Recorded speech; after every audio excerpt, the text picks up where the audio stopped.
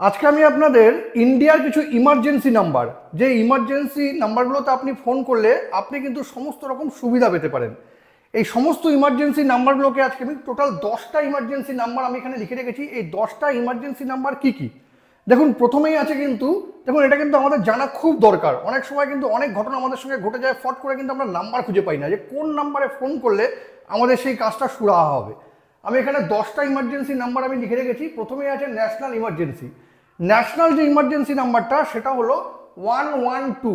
এই লিখে দিচ্ছি আমি 1112। এটা কিন্তু ন্যাশনাল ইমার্জেন্সি নাম্বার।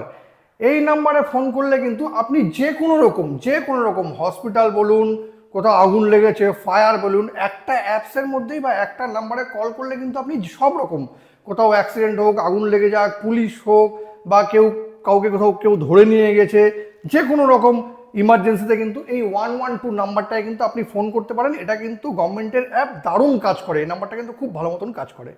সেকেন্ড যেটা আছে সেটা হচ্ছে পুলিশ। এটা কিন্তু আমরা সবাই জানি যে 100 নম্বরে ডায়াল করলে আমরা পুলিশি সহায়তা পেতে পারি। সেকেন্ড যে নাম্বারটা আছে সেটা হচ্ছে পুলিশ, দিয়ে দিলাম আমি এই যে 100। এটা হচ্ছে পুলিশ।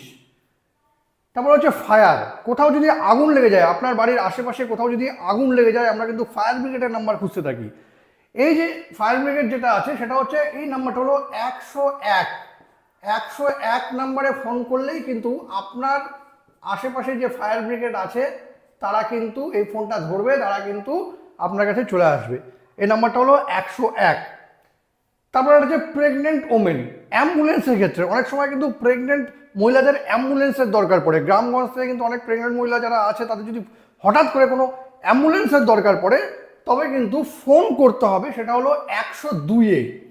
এই 102-এ ফোন করলে কিন্তু এই 102 নাম্বারটা কিন্তু প্রেগনেন্ট ওমেনদের জন্য যে অ্যাম্বুলেন্সের দরকার হয়, এটা কিন্তু তাদের জন্য। ঠিক আছে, এবার চলে আসবে ইমার্জেন্সি। যে কোনো রকম ইমার্জেন্সির ক্ষেত্রে কিন্তু আবার এই নাম্বারটা আছে, সেটা হচ্ছে 108। যে কোনো রকম ইমার্জেন্সি বলতে কিন্তু অ্যাম্বুলেন্সের ইমার্জেন্সি। প্রেগনেন্ট মহিলারা ছাড়া অন্য যে কোনো অ্যাক্সিডেন্টের জন্য যদি ইমার্জেন্সির দরকার পড়ে, আপনাকে হসপিটালে নিয়ে যেতে হবে, তখন কিন্তু 108 নম্বরে ফোন করলে আপনার কাছে কিন্তু অ্যাম্বুলেন্স চলে আসবে। প্রেগনেন্ট মহিলাদের ক্ষেত্রে 102, আর বাদ বাকি যে কোনো ইমার্জেন্সির ক্ষেত্রে কিন্তু 108 ফোন করলেই কিন্তু অ্যাম্বুলেন্স চলে আসবে। ঠিক আছে, এটা কিন্তু 108 যেটা আছে সেটা হচ্ছে প্রেগনেন্ট মহিলা ছাড়া যে কোনো ইমার্জেন্সির ক্ষেত্রে যদি অ্যাম্বুলেন্স দরকার হয় সেক্ষেত্রে কিন্তু 108। তারপরে দেখুন নর্মাল রোড অ্যাক্সিডেন্ট। আপনি রাস্তা দিয়ে যাচ্ছেন, কোথাও রোড অ্যাক্সিডেন্ট হয়ে গেল, ঠিক আছে, নর্মাল রোড অ্যাক্সিডেন্টের ক্ষেত্রে যে নাম্বারটা সেটা হলো 1073। 1073।